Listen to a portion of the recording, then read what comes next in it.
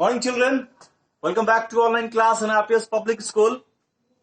And today I'm going to take a class of class 8. So student of class 8, subject SST.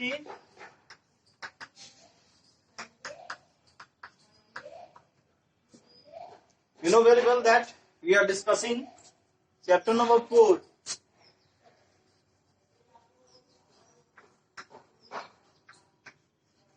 Rural life and society.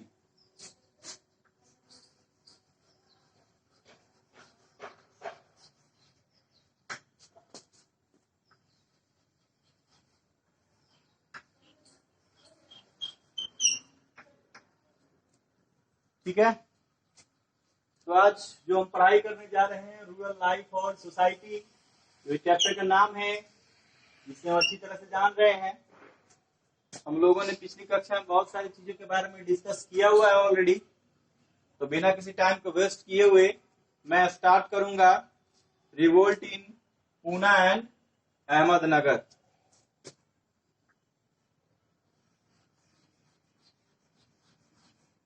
Revolt in Poona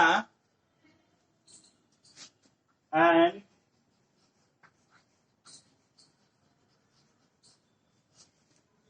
Ahmednagar.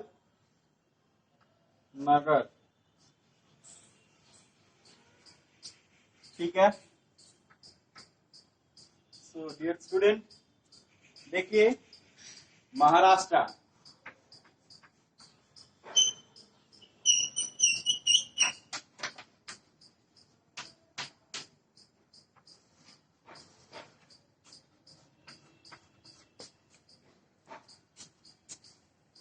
Maharashtra से हम लोग देखेंगे।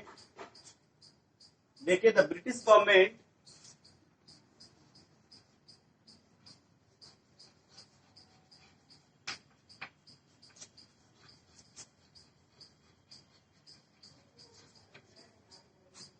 had directly settled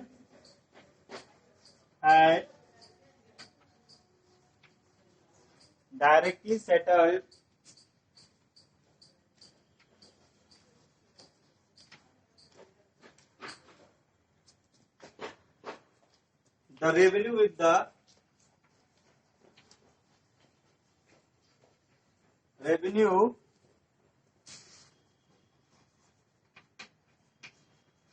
the peasants.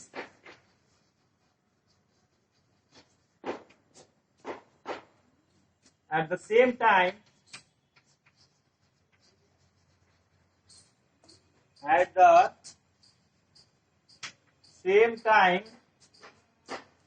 it increased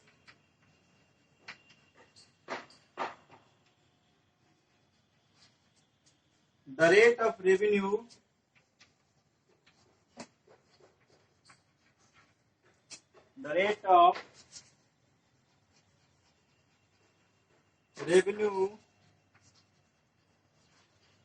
so high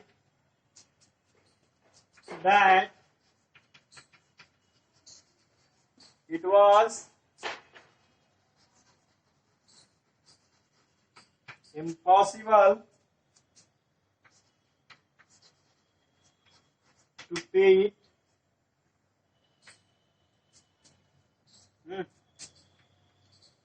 Then many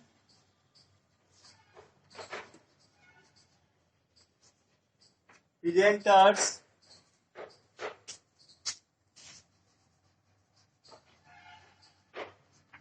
borrowing the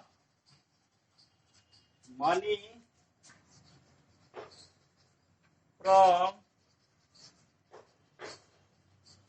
moneylenders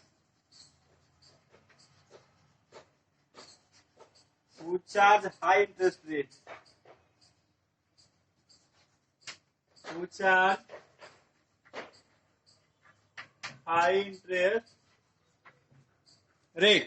okay, तो चलिए आइए हम देखते हैं Ahmednagar. Revolt in Poona and Ahmednagar. कैसे पूना और अहमदनगर में यहाँ पे रिवोल्ट हुआ, जैसे बिहार में रिवोल्ट हुआ था, आपका बंगाल में रिवोल्ट हुआ था, और बिहार में कहाँ कहाँ, दरभंगा में हुआ था, दरभंगा के बाद में हमारा चंपारण में भी हुआ, बंगाल में एक मैसिव फेमाइन आया, उसके बाद में एक बहुत भयंकर सा जो रिवोल्ट आया उठ के, आपने देखा कि उसमें फकीर विद्रोह, सन्यासी विद्रोह भी आया, फकीर रिवोल्ट और सन्यासी रिवोल्ट के नाम से जिसको हम लोग जानते हैं।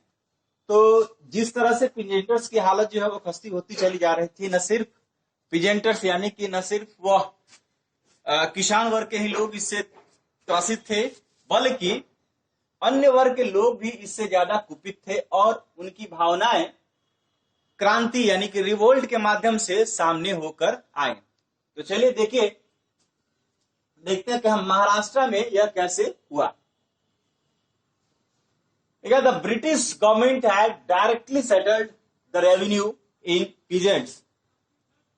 जैसे कि बंगाल की नवाबी मिलने के बाद में उन्होंने रेवेन्यू सिस्टम को अपने हाथ में लिया और अपने तरीके से रेवेन्यू वसूलना स्टार्ट किया लोगों से।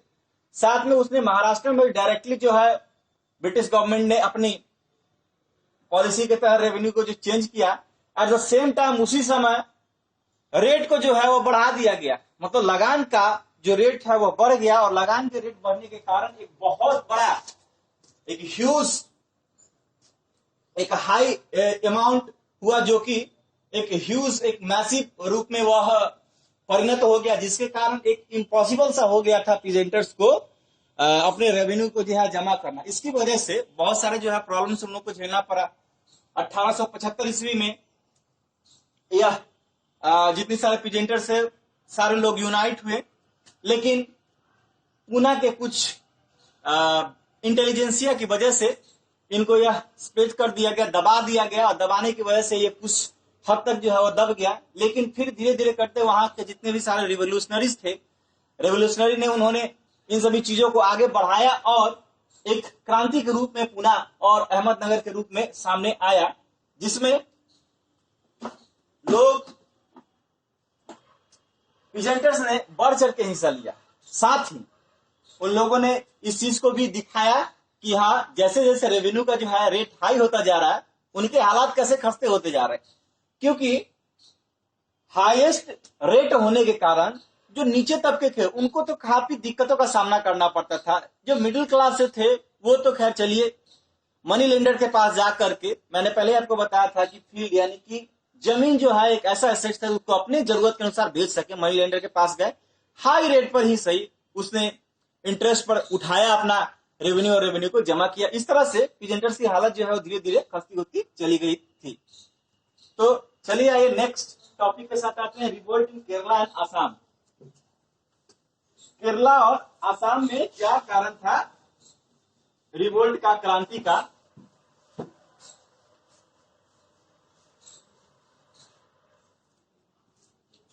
Revolt in Kerala and Assam.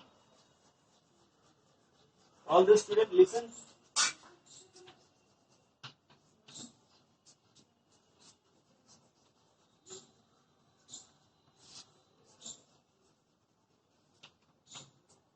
देखिए, pigeons unrest also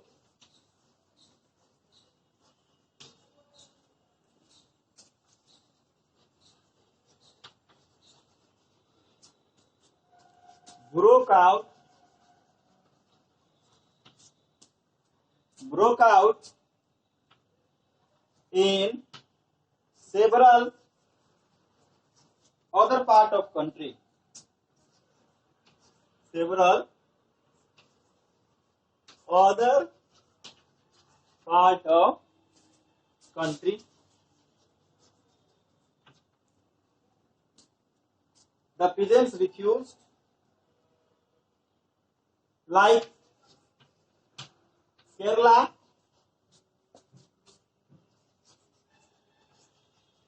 and Assam. The situation was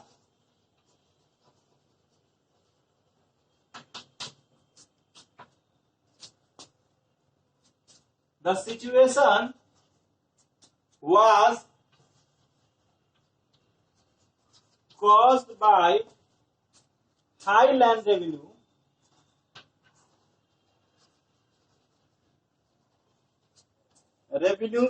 assessments.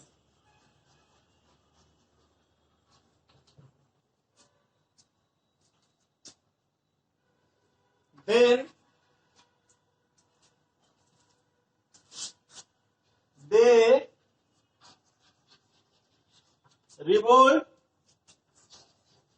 for this kind of act. The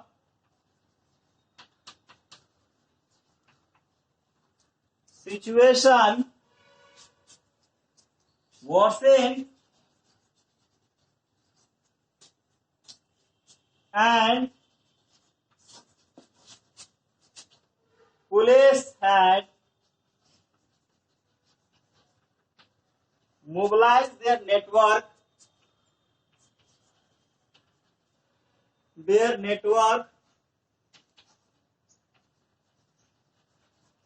to suppress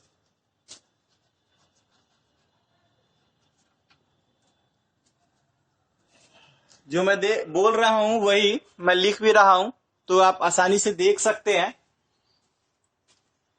चलिए बिना टाइम को वेस्ट किए हुए, क्योंकि इस चैप्टर को भी जल्दी खत्म करना है।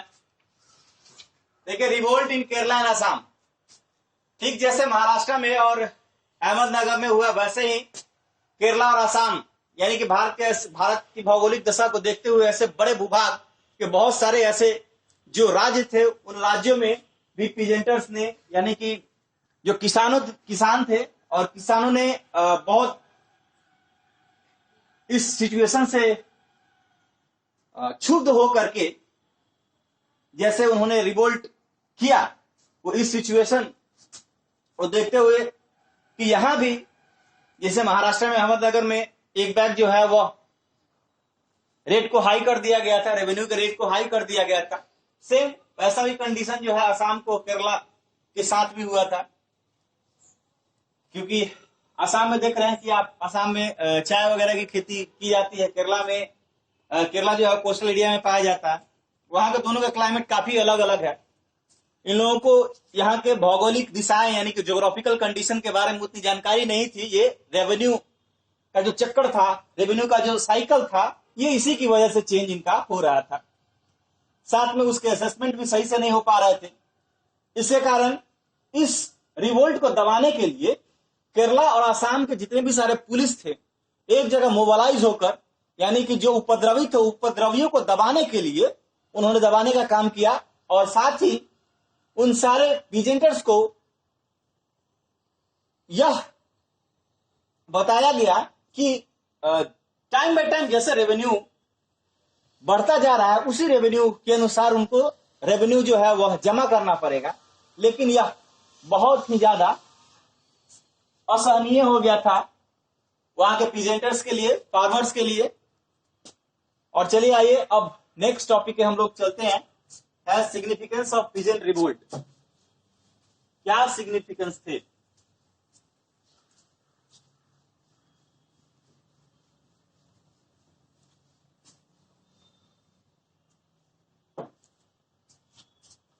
Significance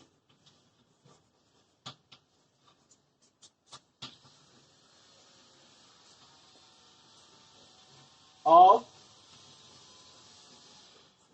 peasant revolt. This movement of peasant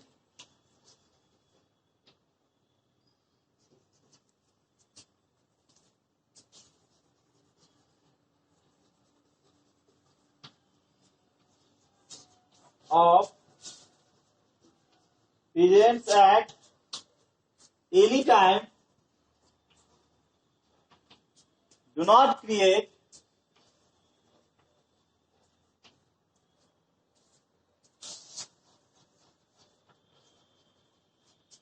any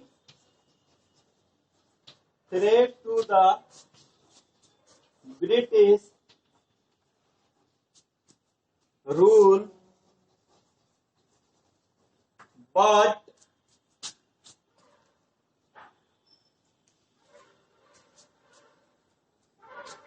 but and the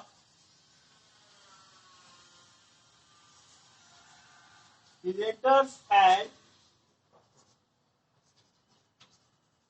no any unite power, so that is why it was very easy. That was why. That was very easy to suppress the revolt.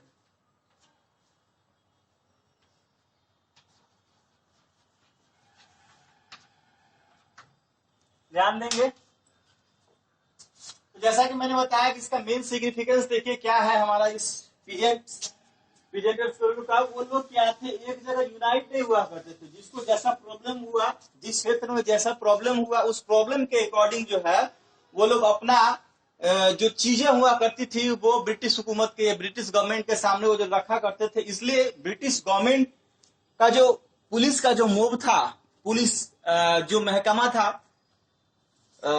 उसे बहुत ही आसान हो गया था। क्योंकि जो ये क्षेत्रीय लोग थे इन क्षेत्र में, वो ज्यादा मात्रा में उपद्रवी नहीं हुआ करते थे, कम ही मात्रा में उपद्रवी हुआ किया करते थे। क्योंकि प्रेजेंटर्स की हालत बहुत ही ज्यादा खराब हुआ करती थी और ब्रिटिश गवर्नमेंट अपने आर्मी की मदद से इनको दबाने में काफी जो है वह मदद लिया करता था और अपने आर्मी की वजह से वो हर जगह विद्रोहियों को दबा दिया करता था।